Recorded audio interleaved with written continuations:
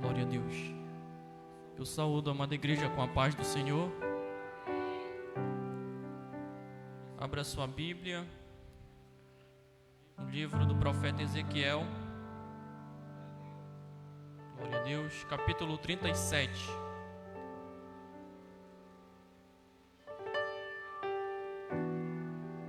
Ezequiel, capítulo 37.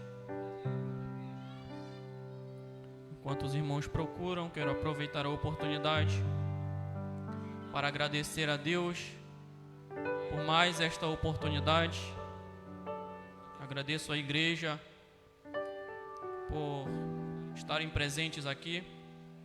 Agradeço ao pastor desta igreja, o pastor Iranilson, ao co-pastor, presbítero Filemon, a todo o corpo ministerial que nos propôs este compromisso.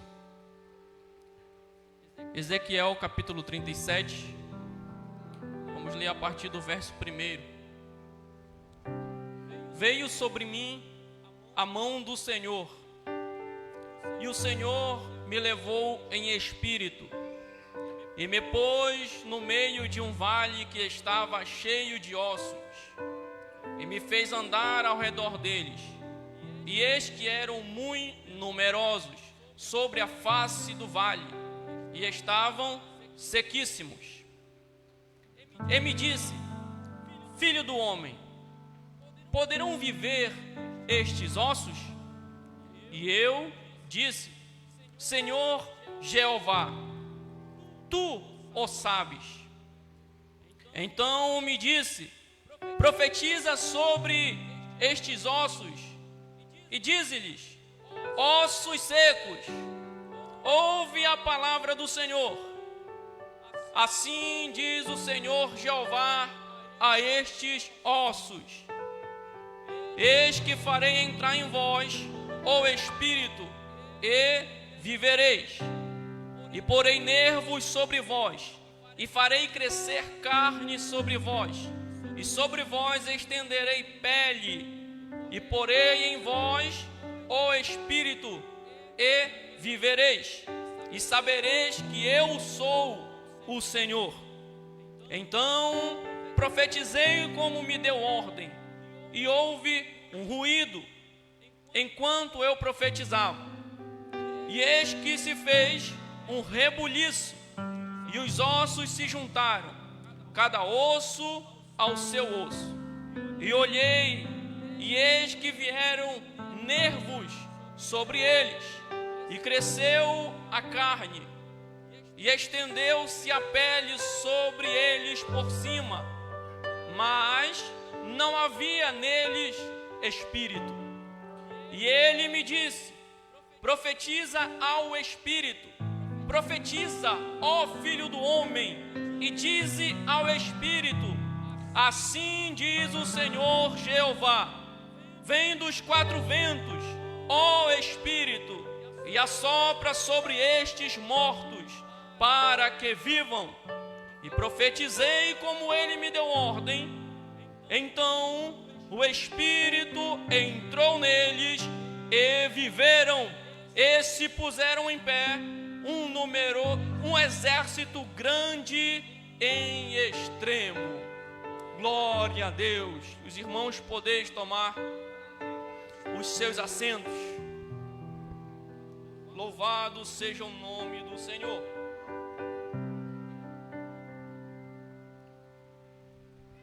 Nesta noite, eu quero compartilhar com os irmãos esta palavra a qual Deus me deu durante esta semana. Assim que o pastor entrou em contato comigo, falei: meu Deus, uma semana aí para me estudar. E eu orei ao Senhor e pedi a direção de Deus para que eu viesse trazer uma palavra diretamente do seu coração. E durante esta semana eu estudando, e o Senhor me colocou em meu coração esta palavra. E hoje ainda eu aqui no culto, eu pedi a confirmação de Deus. E o Senhor ouviu a minha oração. Quer ver como? Nos louvores que foram entoados hoje, na palavra oficial do culto que foi lida em Efésios capítulo 5, versículo 14, que diz: desperta, ó tu que dormes, e levanta dentre os mortos, e Cristo te esclarecerá. Deus confirmou a palavra, e eu disse: é essa mesmo, é essa mesmo. A visão do capítulo 37 de Ezequiel, a visão do vale de ossos secos. Para entendermos a profundidade desta visão, nós primeiro temos que precisamos olhar para o seu contexto. Ezequiel, o filho de Buzi, pertencia à linhagem sacerdotal. Ezequiel foi nascido e foi criado em Judá, ou seja, Judá era sua terra natal, sua terra de origem. Ezequiel estava em um momento de preparação para se tornar um sacerdote. Ezequiel preparava-se para se tornar um sacerdote no templo de Deus, quando os caldeus atacaram Judá em 597 a.C. E nesse ataque, os caldeus conseguiram pegar prisioneiros, um grupo que totalizava 10.000 pessoas, incluindo Ezequiel.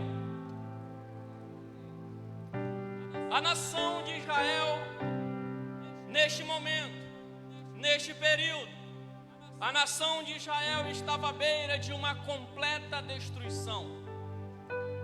5 anos depois, Ezequiel, já com 30 anos, a idade normal para se tornar um sacerdote, Deus chama Ezequiel para ser um profeta. Aí vem uma pergunta: os cativos que estavam na Babilônia, por que eles precisavam de um profeta? Talvez você não saiba responder, mas eu te ensino hoje, e eu respondo por você, e já grave isso. Por que os exilados na Babilônia precisavam de um profeta? Porque Deus queria que Ezequiel, primeiro, ajudasse os exilados a compreenderem o motivo, o porquê que eles estavam ali. Deus queria que Ezequiel, segundo, eliminasse a falsa esperança de que o exílio seria breve, de que o exílio seria rápido. Deus queria que Ezequiel, terceiro, transmitisse uma nova mensagem de esperança a eles. Deus queria que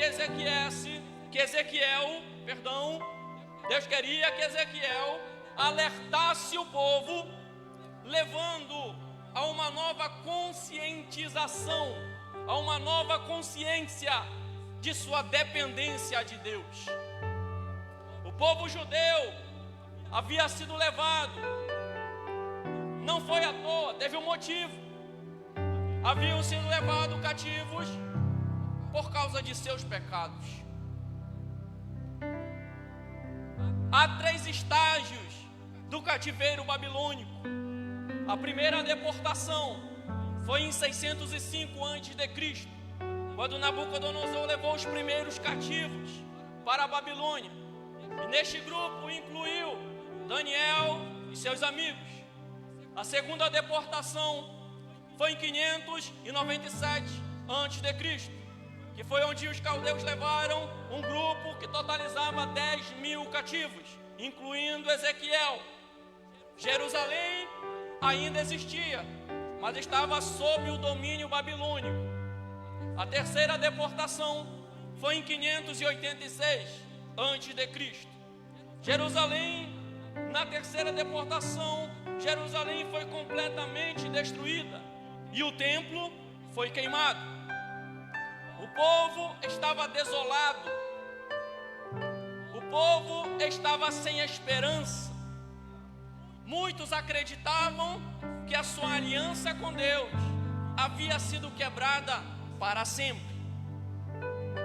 Quando chegamos no capítulo 37 de Ezequiel, encontramos um povo desolado, encontramos um povo espiritualmente morto, encontramos um povo sem perspectiva. O exílio fez perder a esperança. A visão do capítulo 37 de Ezequiel não era apenas um retrato da condição espiritual de Israel naquele momento, mas uma mensagem de esperança sobre a restauração que Deus iria fazer. A visão do vale de ossos secos é um lembrete para nós que mesmo quando tudo parece perdido, Deus ainda tem poder para restaurar vida. Mesmo quando tudo parece não ter jeito, não ter solução, Deus ainda tem poder para restaurar. A necessidade de restauração. O povo de Deus estava desprovido de vida espiritual. O povo de Deus estava desprovido completamente de vida espiritual. Deus levanta Isaías, o profeta Isaías, ao contemplar a condição espiritual da nação. Isaías disse: este povo está enfermo da cabeça aos pés. Isaías chamou o povo ao arrependimento, mas o povo não quis ouvir. Deus levanta o profeta Amós. O profeta Amós olhou para o povo e viu que o culto estava sem vida. Amós olha para o povo e vê que a música não passava de um barulho estridente aos ouvidos de Deus. Amós chama o povo ao arrependimento, mas o povo não quis ouvir. Deus levanta o profeta Oséias. O profeta Oséias olhou para a nação e viu a sua infidelidade. O profeta Oséias olha para a nação e vê a sua instabilidade espiritual, sua depravação moral. Oséias chama o povo ao arrependimento, mas o povo não quis dar ouvido. Deus levanta Miqueias. Deus mandou o profeta Miqueias. Miqueias conclui que o povo estava enfadado de Deus. O povo não queria Deus. O povo não queria mais estar na presença de Deus.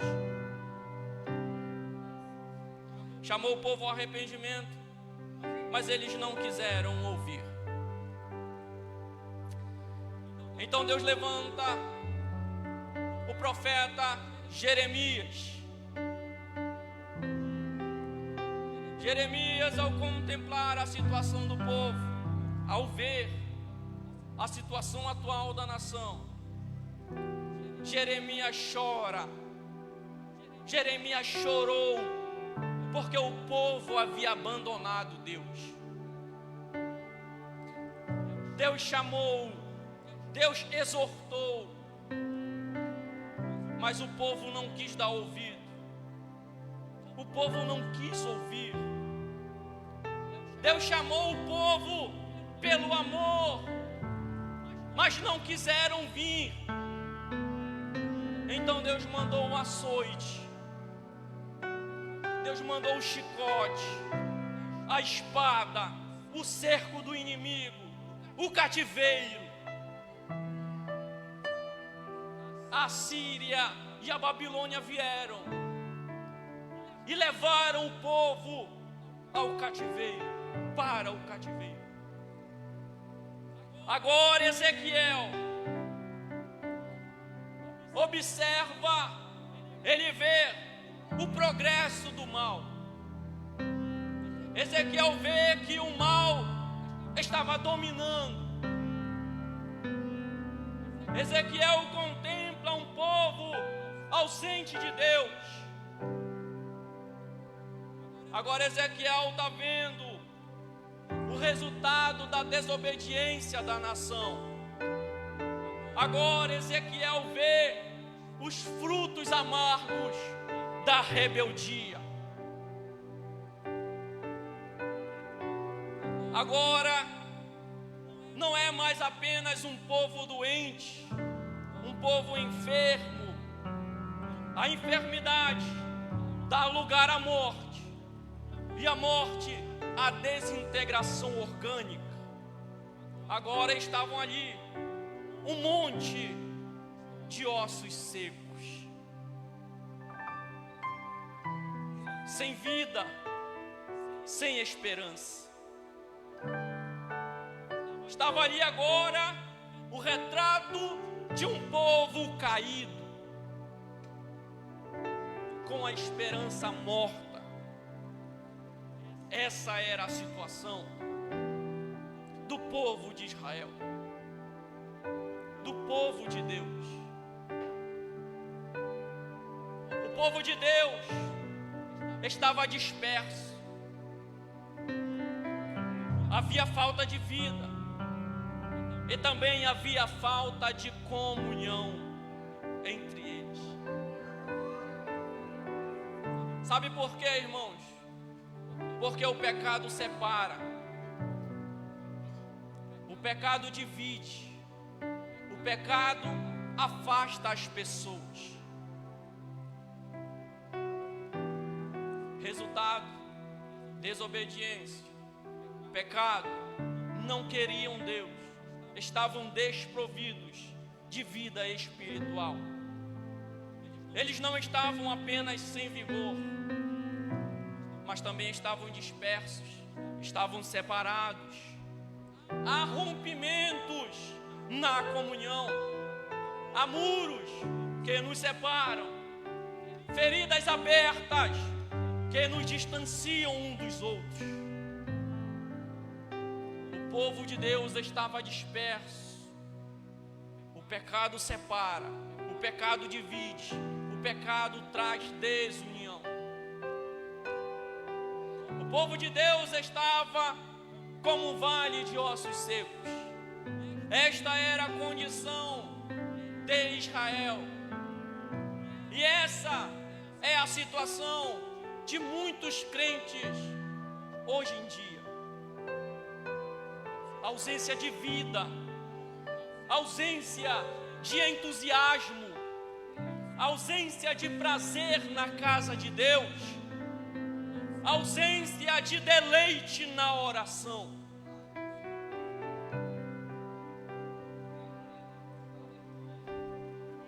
A vida abundante que Cristo nos oferece parece estar ausente. O poder do Espírito Santo parece ser algo desconhecido. Porque há muitos hoje, nos dias de hoje, que estão como um vale de ossos secos, estão sem vida.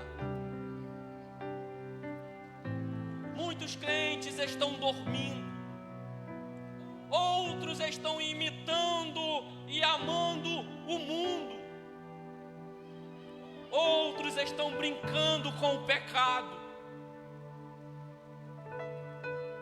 outros estão desinteressados das coisas de Deus. Para eles tanto faz, para eles nada importa, para eles está tudo bem, mas não está. O povo de Deus manifestava sinais de morte. Eu quero compartilhar com vocês 4 sinais de morte que o povo apresentava. E reflita sobre isso. O primeiro sinal de morte que o povo apresentava era a falta de apetite. Não era material, espiritual. Uma pessoa morta espiritualmente, ela não tem fome e ela não tem sede de Deus.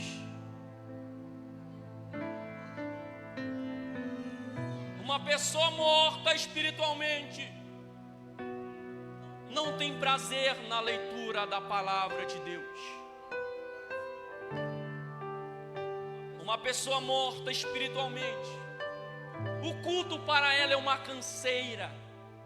O culto para ela é chato. O culto para ela é um tédio. Uma pessoa morta espiritualmente não sente saudade de Deus. Não busca as coisas do alto. O que lhe atrai são os prazeres do mundo. Segundo sinal de morte, insensibilidade. O morto é insensível. Deus fala, Deus chama, Deus exorta, mas não escutam. São surdos espiritualmente. O morto não se constrange com o amor de Deus e nem se abala com o fogo do inferno. O morto tanto faz. Eu não ligo, eu não me importo. Se eu vou para o céu, se eu vou para o inferno, tanto faz. Esse é o pensamento de uma pessoa que está totalmente morta espiritualmente. O morto é insensível. Terceiro sinal de morte: o morto ele não tem ação. O morto não se movimenta. O morto não tem atitude. O morto não se levanta. O morto não trabalha para Deus. O morto não tem tempo para Deus. Não tem tempo, não trabalha. Vive como um parasita. E muitas das vezes ainda quer atrapalhar quem quer fazer alguma coisa para Deus. Quarto sinal de morte: o morto é onde a vida está absolutamente ausente. O morto afasta as pessoas. Ele se deteriora. Israel estava como um vale de ossos secos. Ou melhor, a palavra diz que estavam sequíssimos. Essa era a forma de como estava Israel. Há pessoas espiritualmente mortas dentro da igreja. Dentro da igreja. Há maridos, esposas, filhos, pais mortos, mas não percebem. Não percebem. Mas eu também quero falar do agente da restauração nesta noite. O agente da restauração. Como eu falei, nada é impossível para Deus. Nada é impossível para Deus. O agente da restauração. Deus é quem toma a iniciativa da restauração. Vamos ver aqui no capítulo 37, na visão que Ezequiel teve. Tudo provém de Deus. Ele é quem nos escolheu. É Ele quem nos chama. É Ele quem nos justifica. É Ele quem nos transforma. É Ele que nos levanta da morte. A iniciativa da restauração parte de Deus. É Deus que faz Ezequiel andar no meio do vale, no versículo 2. No versículo 3, é Deus quem pergunta ao profeta. No versículo 4, é Deus quem manda o profeta profetizar. E no versículo 5 e no versículo 6, toda ação para levantar da morte é iniciativa divina. Aleluia, glória a Deus. É Deus quem age levantando os mortos da sepultura espiritual. Deus pergunta ao profeta: filho do homem, poderão reviver estes ossos? Eu imagino Ezequiel olhando para aquele vale cheio de ossos sequíssimos. A Bíblia diz que os ossos estavam sequíssimos. Eu imagino Ezequiel olhando para aqueles ossos. Quem sabe Ezequiel parou assim, ficou olhando, se virou e falou: tu o sabes, tu, Jeová, tu o sabes. Deus pergunta a Ezequiel, filho do homem: poderão reviver estes ossos? Os céticos diriam: impossível, estão sequíssimos. Os incrédulos diriam: jamais. Mas Ezequiel disse: Senhor Jeová, tu o sabes. Se Deus quiser, Ele levanta os mortos. Se Deus quiser, o leproso fica limpo. Se Deus quiser, o paralítico anda. Se Deus quiser, o drogado fica livre. Se Deus quiser, Ele faz o impossível acontecer na nossa vida. Ezequiel responde a Deus dizendo: Senhor Jeová, tu o sabes. É tão forte isso, irmãos. Se Deus quiser, Ele pode fazer de você um homem, uma mulher cheios de intrepidez. Se Deus quiser, Ele pode fortalecer os fracos. Se Deus quiser, Ele pode levantar os caídos. Se Deus quiser, Ele pode inflamar esta igreja com o seu poder. Aleluia, louvado seja o nome do Senhor Jesus. E aqui nós observamos os instrumentos que Deus usa para a restauração. Quais são esses instrumentos usados por Deus para restaurar? Primeiro instrumento, repita comigo: a palavra de Deus. Segundo instrumento, repita comigo: o Espírito Santo.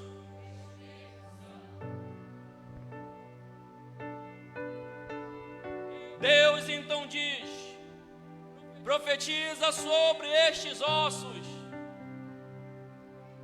e dize-lhes: ossos secos, ouve a palavra do Senhor. Observe, Deus chama os mortos pela palavra. A palavra de Deus. Somente pela palavra. Hoje muitas igrejas, pessoas, pregadores, têm abandonado a palavra, têm pregado um outro evangelho, têm pregado doutrinas de homens, têm pregado aquilo que o povo quer ouvir, têm pregado aquilo que engrandece o ego do homem, tem deixado de pregar a palavra, tem deixado de falar da verdadeira palavra de Deus. Mas eu quero dizer uma coisa a esta igreja: se queremos ver os mortos recebendo vida, se queremos ver verdadeiras conversões, precisamos pregar a verdadeira palavra de Deus, pois há poder na palavra de Deus.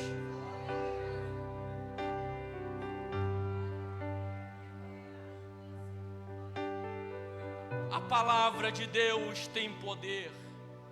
A palavra de Deus tem poder. Aleluia, Jesus.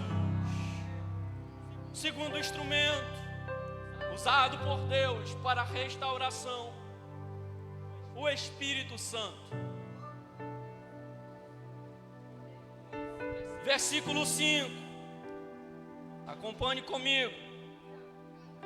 Diz assim: assim diz o Senhor Jeová a estes ossos: eis que farei entrar em vós o Espírito e vivereis. O versículo 9 também diz: e ele me disse: profetiza ao Espírito, profetiza, ó Filho do homem, e dize ao Espírito: assim diz o Senhor Jeová, vem dos quatro ventos, ó Espírito, e assopra sobre estes mortos, para que vivam. O segundo instrumento usado por Deus para a restauração é o Espírito Santo.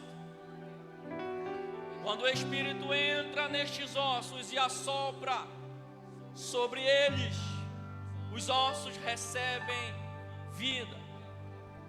Recebem vida. Quando o Espírito entrou neles, eles se levantaram como um grande exército. No versículo 10. Precisamos do sopro do Espírito Santo trazendo vida. Precisamos do Espírito Santo, porque é Ele quem nos regenera, é Ele que convence do pecado, é o Espírito Santo que nos dá uma nova vida. Somente pelo Espírito Santo, pela palavra de Deus, o Espírito Santo pode restaurar a vida de uma pessoa, a vida espiritual de uma pessoa. É por isso que temos que estar em constante comunhão com Deus, comunhão com a palavra de Deus, buscando sempre mais de Deus para a nossa vida, para a nossa vida espiritual. Mas a restauração, ela tem um processo. A restauração, ela é um processo, ocorre através de um processo. E eu quero compartilhar com você esse processo.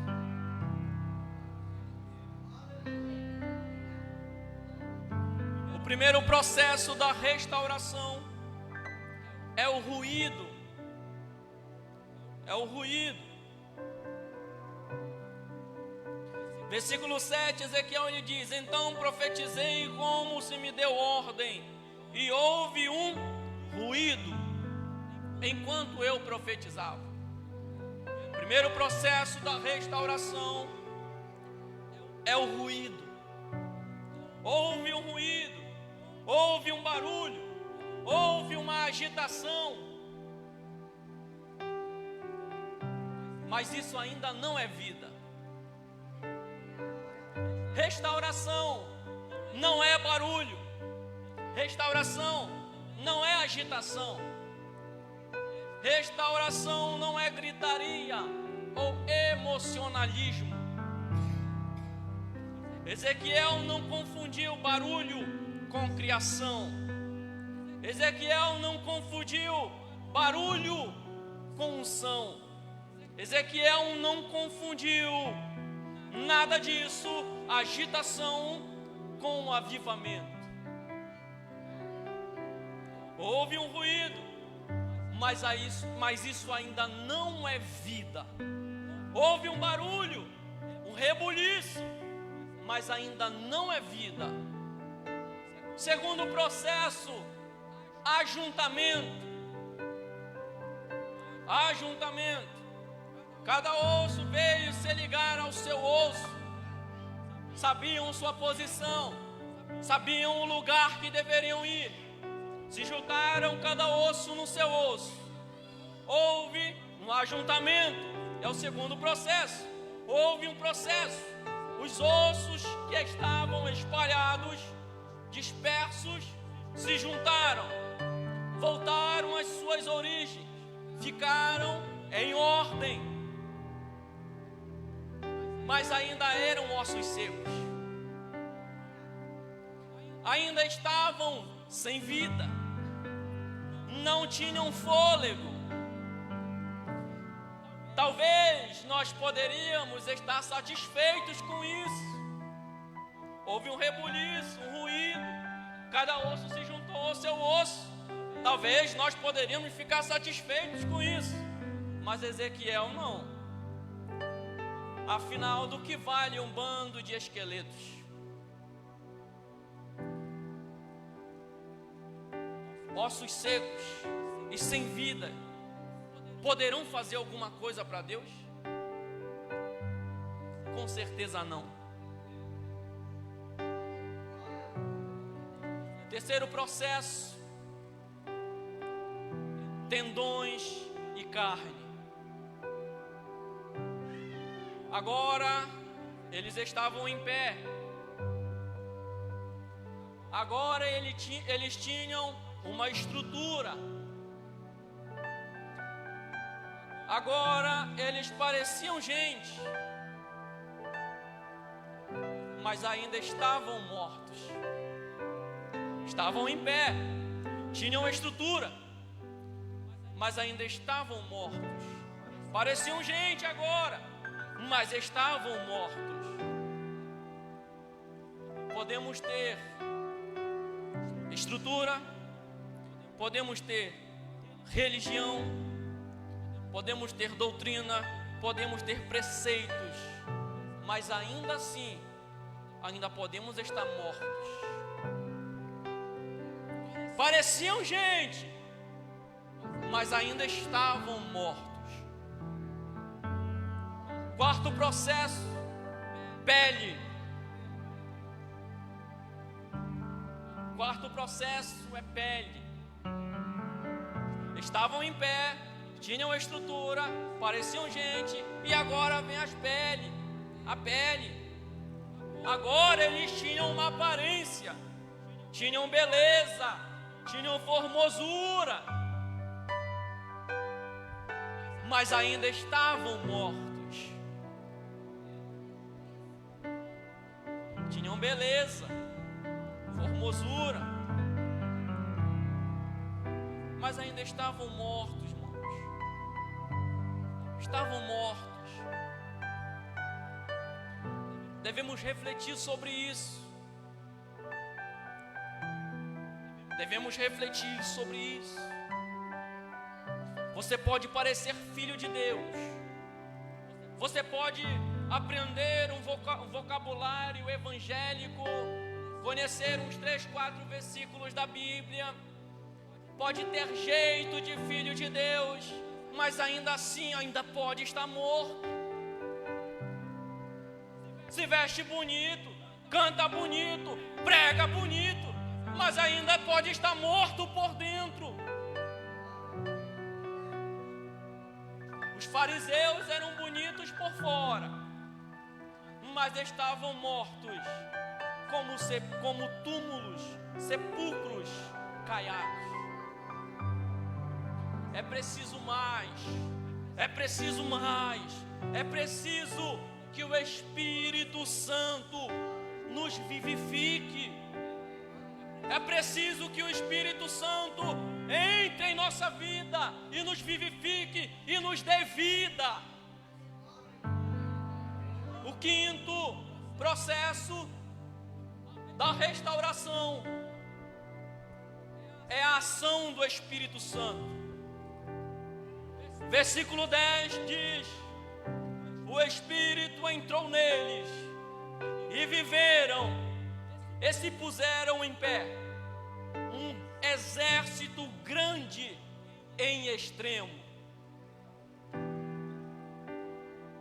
Observe, houve um ruído, houve um ajuntamento, houve tendões e carne, ficaram em pé como pessoas, como gente, pareciam gente, já tinham pele, tinham beleza, formosura, mas eles só vão viver quando o Espírito Santo entra neles.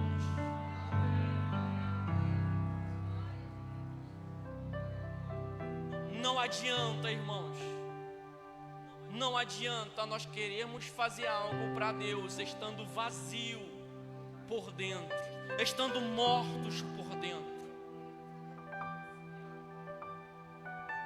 Temos que buscar a Deus, nos fortificar, nos fortalecer, para não sermos ou para não vivermos de aparência. Não viva de aparência, viva o verdadeiro significado de ser cristão. Seja um filho de Deus verdadeiro.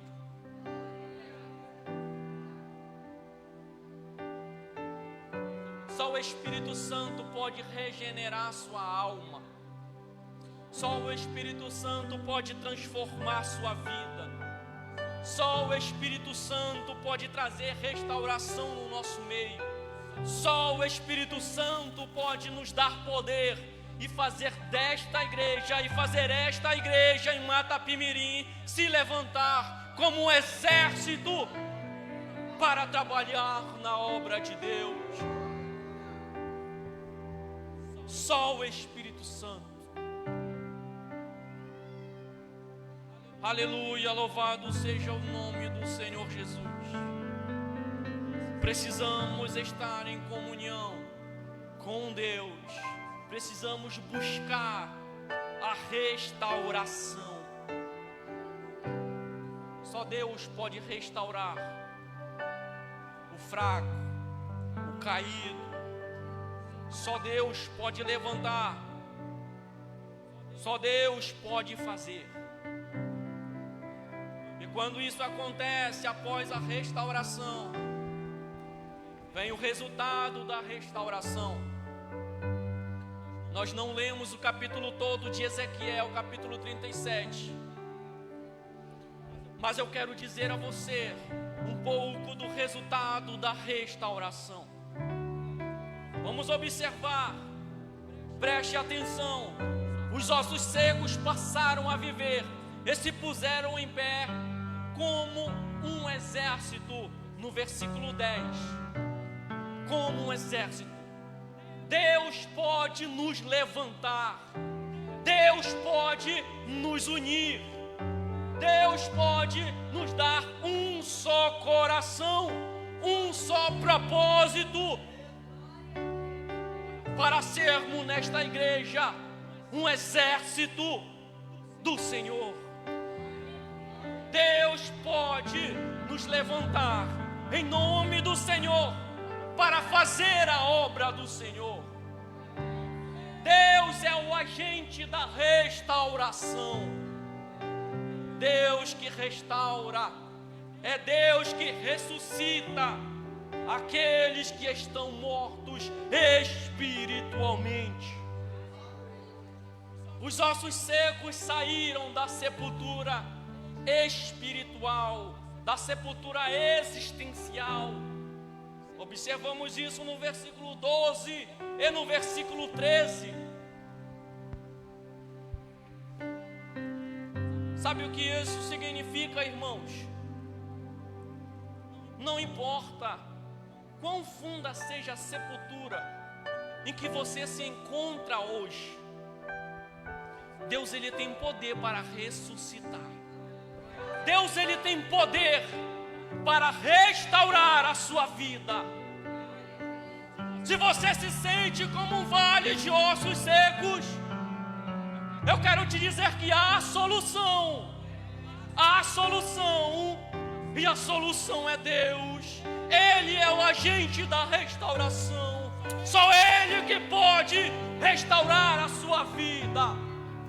Aleluia, só Ele que pode te tirar da sepultura existencial. Oh, aleluia, Deus. Só o Espírito Santo que pode quebrar as vestes mortuárias, pode quebrar o poder da morte sobre a sua vida. É o Espírito Santo, só o Espírito Santo que pode fazer isso. Só Deus para fazer isso e fazer de você uma pessoa livre, cheia de Deus, cheia de vida.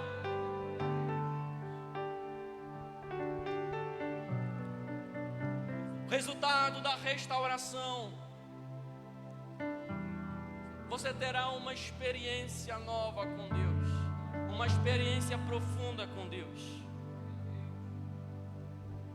O primeiro ponto dessa experiência é a unidade espiritual. É o que aconteceu com a nação de Israel. Versículo 22 ao versículo 25. Nunca mais Israel seria duas nações. A divisão que rasgou a nação no meio não existiria mais. Essa divisão não iria mais existir. Ou seja, estavam dispersos, agora não vão mais estar dispersos. União espiritual. Deus restaura relacionamentos quando o Espírito Santo sopra sobre nós. O povo estava disperso, estavam desprovidos de vida espiritual, mas agora são restaurados. E agora vão passar a ter uma nova experiência com Deus. Agora vão passar a ter a oportunidade de viver uma vida na presença de Deus. Outro ponto sobre o resultado da restauração. Eu já vou encerrar. Outro ponto sobre o resultado da restauração: comunhão íntima e contínua com Deus. Vemos isso no versículo 26 ao versículo 28. E no versículo 26 Deus diz: e porei o meu santuário no meio do seu povo para sempre. No versículo 27 ele diz: e eu serei o seu Deus e eles serão o meu povo. No versículo 28 ele diz: e as nações saberão que eu sou o Senhor que santifico a Israel, quando estiver o meu santuário no meio deles para sempre. Comunhão íntima e contínua com Deus. Isso significa comunhão. Nossa maior recompensa é Deus. Nossa maior herança é Deus. O céu é comunhão com Deus. O Espírito que nos tira da morte nos restaura para termos comunhão com Deus. Avivamento é comunhão com Deus. Avivamento não é barulho, não é emocionalismo, é mudança de vida. Avivamento é viver uma nova vida em Cristo. Se coloque de pé, por favor. Aleluia, Deus. Eu já vou estar encerrando agora aqui. Aleluia. Eu quero que você reflita nesta noite sobre esta palavra. Sobre esta palavra que Deus trouxe para nós, qual eu compartilhei com vocês. Reflita com você mesmo. Como está a sua vida diante de Deus? Sua vida está necessitada de uma restauração. A sua vida espiritual necessita de uma restauração da parte de Deus. Eu quero te dizer que Deus é o agente da restauração. Por isso clame, por isso busque ao Senhor. Busque a Deus por uma renovação total na sua vida. Busque ao Senhor.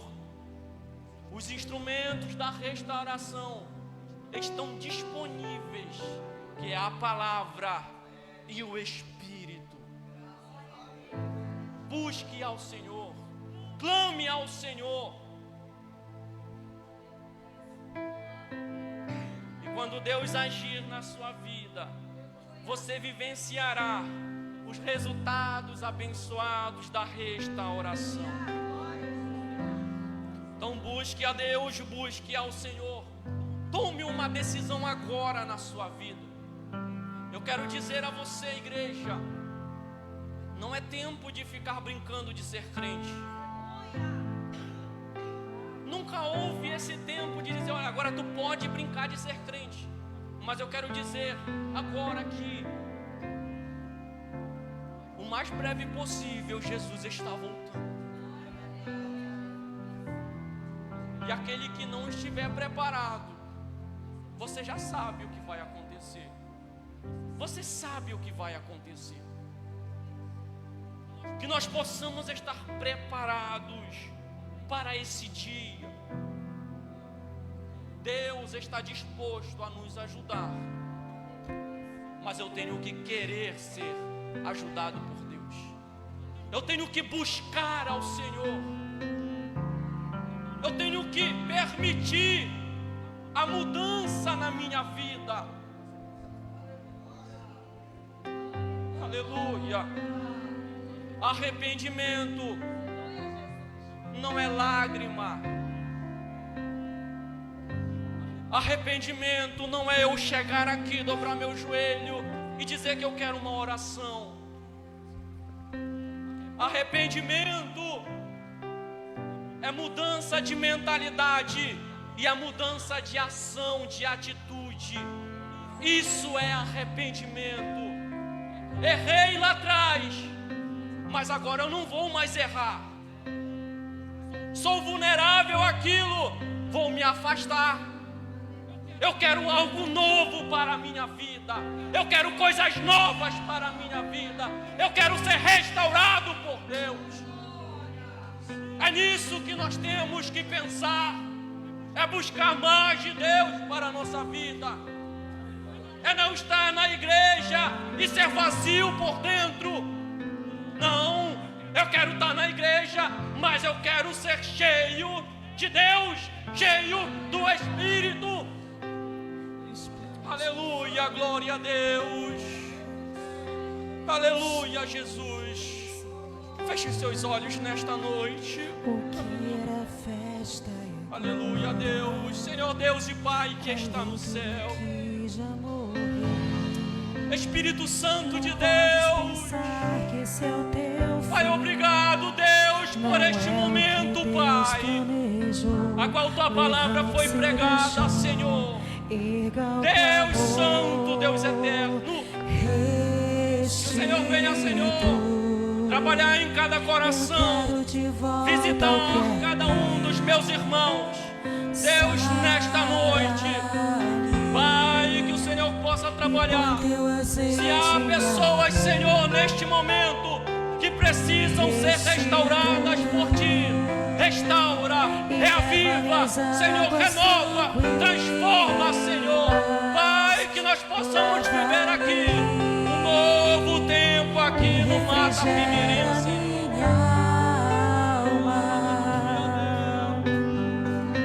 Restitui sonhos, Senhor. Restitui vidas aqui neste lugar. Restitui, Senhor, projetos. Restitui, restaura, Senhor, pessoas, Pai, que se sentem no fundo do abismo, do poço. Restaura vidas, Senhor, em nome de Jesus.